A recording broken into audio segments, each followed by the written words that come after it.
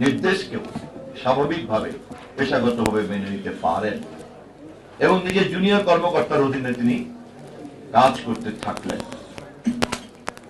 এবং কোনদিনও তার জীবনে এ কারণে আক্রোশ, বিক্ষোভ, কোন বেফাস মন্তব্যের কথা আজ পর্যন্ত কেউ বলতে পারেনি। যে বৈশিষ্ট্যের কারণে 1971 25শে মার্চ রাত 2টার সময় কারো নির্দেশ এবং প্ররোচনা ছাড়াই 36 বছর বয়সের একজন বাঙালি মেজর একটি প্রতিষ্ঠিত সামরিক বৈশিষ্ট্য সম্পন্ন রাষ্ট্রের বিরুদ্ধে বিদ্রোহ ঘোষণা করতে পারেন কেবলমাত্র নিজের সততা, নিজের মূল্যবোধ, নিজের চেতনা, নিজের দেশপ্রেম, সেই বৈশিষ্ট্যই কিন্তু আবার স্বাধীন বাংলাদেশে যখন তিনি বঞ্চিত হন অন্যায়ভাবে, তখন তাকেও পেশাগতভাবে তিনি কিন্তু মেনে নিয়েছেন। ক্রমাগতভাবে তার এই দেশপ্রেম এবং গণতান্ত্রিক মূল্যবোধ এবং স্বাধীনতা যুদ্ধের মতো ঘোষণা করার তার যে সাহস, তৎকালীন সময়কার ক্যান্টনমেন্ট এবং দেশবাসীতে এমন একটি ভাবমূর্তি তৈরি করেছে, যেই ভাবমূর্তি তাকে 7ই নভেম্বরে আবার সংকটকালীন সময়ের সমাধানের পুরুষ হিসাবে হাজির করেছে। যারা ইতিহাস সম্পর্কে আপনারা অবগত নিশ্চয়ই জানেন, 25শে মার্চের রাত 2টার সময়ও তিনি যুদ্ধ ঘোষণা না করলে যুদ্ধ হয় না, দিক নির্দেশনা বেন থাকে জাতি। 7ই নভেম্বরেও তিনি যদি সিপাহী জনতা তাকে বের করে না আনেন, তখন নৈরাজ্যপূর্ণ ক্যান্টনমেন্ট এবং দেশও কিন্তু প্রশান্তির ছায়া লাগে না। এখানেই থেমে থাকেনি জিয়াউর রহমান। ঢাকা বিশ্ববিদ্যালয়ে তার উপস্থিতি এবং সেখানে তার সঙ্গে অসম্মানজনক আচরণকে যেভাবে তিনি রাষ্ট্রনায়কের মতো মেনে নিয়েছেন, হজম করেছেন, তিনি যেভাবে গণতান্ত্রিক মূল্যবোধের উপরে ভর করে দেশের সমস্ত ধরনের ভিন্ন মতকে মঞ্চ তৈরি করে দিয়েছেন সমালোচনা করার জন্য, বঞ্চিত রাজনৈতিক দলগুলিকে যেভাবে তিনি রাজনীতির মঞ্চে নিয়ে এসেছেন গঠনমূলক তর্ক বিতর্ক করার জন্য, কবর দেওয়া পার্লামেন্টকে নতুন করে জীবন দিয়েছেন, পঞ্চম সংশোধনী, চতুর্থ সংশোধনীর সমস্ত ধরনের বেড়াজালকে খান খান করে ভেঙে দিয়েছেন।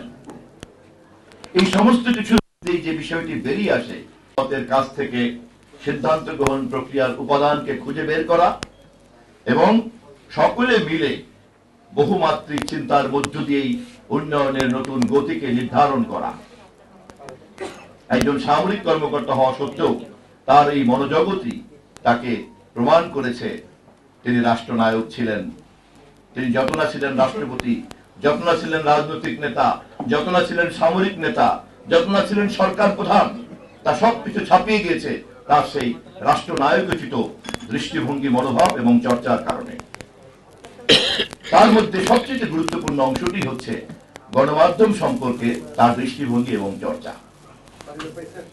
পৃথিবীর কোন রাষ্ট্রনায়কই জননন্দিত হতে পারেন না তিনি যদি গণমাধ্যমের প্রতি একটি সঠিক দৃষ্টিভঙ্গিকে চর্চা করতে না পারেন। রাষ্ট্রকে যদি স্বাধীন গণমাধ্যম এবং দায়িত্বশীল গণমাধ্যম হিসেবে গড়ে তোলার কাজে পৃষ্ঠপোষকতার দায়িত্বে না আনা যায় এবং রাষ্ট্র যদি ওই রাষ্ট্রনায়কের নেতৃত্বে গণমাধ্যমের প্রধান পৃষ্ঠপোষকে রূপান্তরিত না হয়, তাহলে অন্য যত গুণী থাকুক না কেন তার পক্ষে রাষ্ট্রনায়ক হওয়া সম্ভব হতে পারে না। শহীদ জিয়া রহমানের ইতিহাসে আজকে যে জায়গা, তার অন্যান্য সমস্ত ধরনের গুরুত্বপূর্ণ বৈশিষ্ট্যের মধ্যে প্রধান একটি গুরুত্বপূর্ণ বৈশিষ্ট্য হচ্ছে তিনি স্বাধীন গণমাধ্যমকে পৃষ্ঠপোষকতা করেছেন। অবকাঠামোগত এই উন্নয়ন আলোচনাগুলিতে আমি যাব না, কয়টা প্রেস ক্লাব করছেন, কি করছেন, কত টাকা দিয়েছেন, এটি প্রধান ব্যাপার নয়। প্রধান বিষয় হচ্ছে যে গণমাধ্যম রাষ্ট্র এবং সমাজের আয়না হিসেবে কাজ করে, সেই আয়নাকে তিনি পরিচ্ছন্ন রেখেছেন যাতে স্বয়ংক্রিয়ভাবেই রাষ্ট্র এবং সমাজ জনগণের কাছে সার্বক্ষণিকভাবে তার প্রতিবিম্ব প্রতিফলিত থাকে। গণমাধ্যম সম্পর্কে শহীদ জিয়ার সমস্ত কর্মকাণ্ড নিয়ে কথা বলতে গেলে আরো অনেক সময় লাগবে, কিন্তু আমি সংক্ষিপ্ত আলোচনায় বিনয়ের সঙ্গে আপনাদের সকলের জানা তথ্যগুলিকে শুধু এতটুকু বলে শেষ করব। বাংলাদেশের গণমাধ্যমকে যুগ যুগ ধরে শহীদ জিয়াউর রহমানকে সসম্মানে স্মরণ করতে হবে। কারণ গণমাধ্যম চতুর্থ সংশোধনীর মধ্য দিয়ে এবং 1975-এর 16ই জুনে যে ধরনের অন্ধকার গলিতে ঢুকে পড়েছিল, শহীদ জিয়াউর রহমানের জন্ম না হলে সেখান থেকে গণমাধ্যমকে আবার মুক্ত আকাশে বের করা সম্ভব হতো কিনা এই প্রশ্ন ইতিহাসে আছে। শহীদ জিয়ার শাহাদাত বার্ষিকীতে গণমাধ্যম এবং শহীদ জিয়াউর রহমান এই প্রসঙ্গে এতটুকুই আমার বক্তব্য।